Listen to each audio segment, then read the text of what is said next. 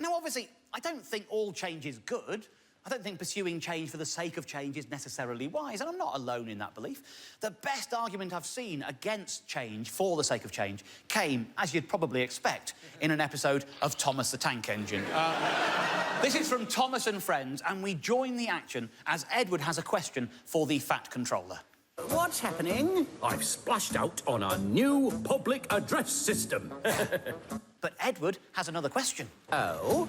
What was wrong with the old one? Was it broken? Was there a reason for replacing it?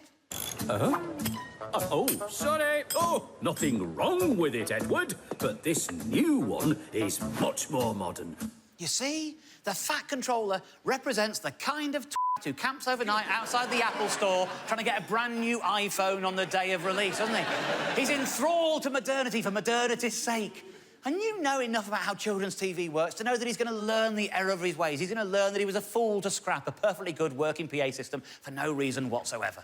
At which point, I think it's also then legitimate to ask, well, why have you replaced the old, non-computer-generated, stop-motion, real-life model train Thomas the Tank Engine with this computer-generated version? What was wrong with the old one? This is controversial, I know, but I think that the update is an improvement. I mean, look, here's a clip from each version, and in both of these, the trains are meant to be going like the clappers. I don't know about you, but I think the modern version down here is much more dynamic and exciting for a child to watch, isn't it? I mean, that train up top is just sort of trundling along, isn't it? And yet in the story, it's meant to be herring along at pace. If you don't believe me, we can run the tape on. Everyone was excited. The Fat Controller leaned out of the window to wave at Edward and Henry. But the train was going so fast that his hat blew off into a field where a rotated for two. I'm sorry, I apologise, gentlemen. That is another reason. It's another reason why the old one is worse. It's filth. Filth. The Fat Controller getting his hat blown on children's telly. I'm sorry. Shouldn't have been allowed. I'm sorry. But it's not just the style of animation that has changed. I think the moral message of the show has changed as well. The old show was really authoritarian. Look, this is a clip from the old show. In this episode, Henry has decided that he doesn't want to go out in the rain and get his paint wet, and so he's sheltering in a tunnel. And they try everything to push and pull him out of the tunnel, but he won't budge. And so eventually, the Fat Controller decides to punish him. We shall take away your rails, he said, and leave you here for always and always and always. And they don't just take the rails away. Oh, no. They took up the old rails and built a wall in front of him so that Henry couldn't get out of the tunnel anymore. They brick him into the tunnel forever. And you should have seen the crowd on the other side of this camera as that was happening. Oh, my life. Build that wall. Build that wall. Build that wall. Amazing. Build that Amazing. wall. Build that wall. Build that wall. Build that wall. Yeah. It seems America has got its own Fat Controller as well. Who would have thought it? So he's bricked in forever. In this version of the show, the Fat Controller is virtually a fascist. Still, you know what they say about fascists, at least they make the trains run on time. Just listen to Ringo Starr's last words in this episode. He wondered if he would ever be allowed to pull trains again. But I think he deserved his punishment. Don't you? 2, 3, 4. This is outrageous.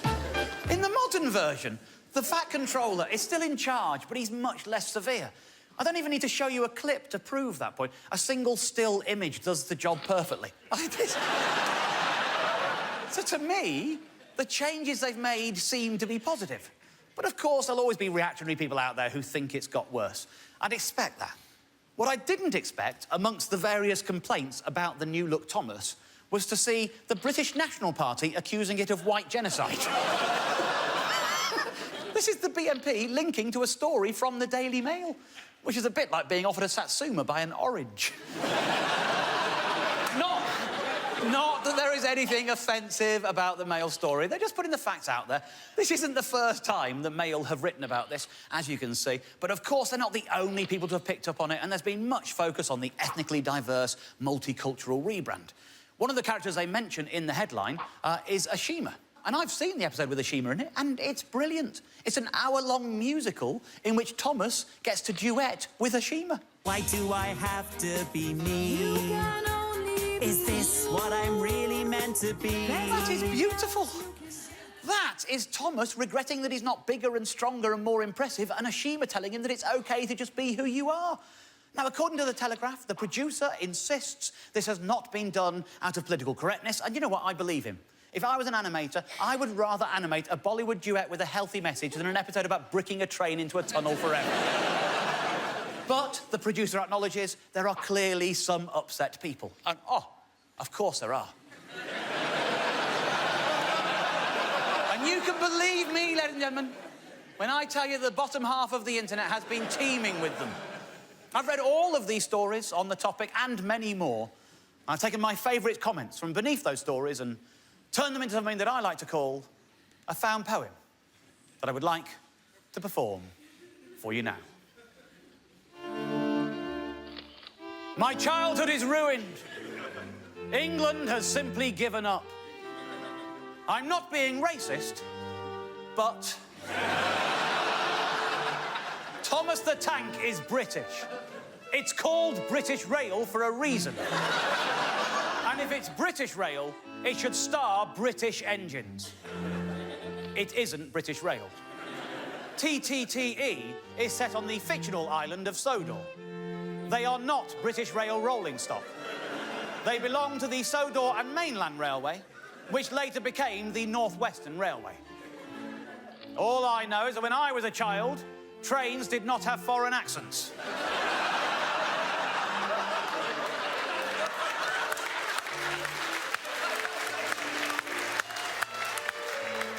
Well, when I was a child, trains didn't talk.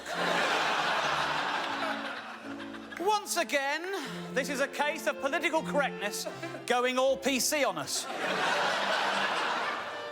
I bet it won't be long before we have a transgender train. In the real world, no train can have any gender. All trains are gender neutral. As men do not have outward signs of their gender on display, i.e. breasts, I think it is natural to assume gender neutral equates to male, but not going on about it. A train cannot be trans. End of. What about the Trans-Siberian Express?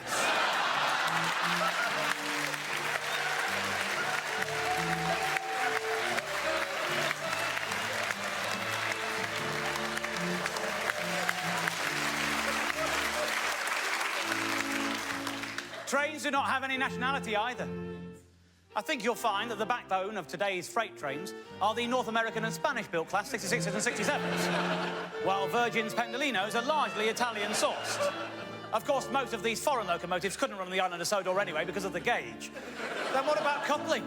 Looks like two of them have Buckeye-style couplers rather than screw links.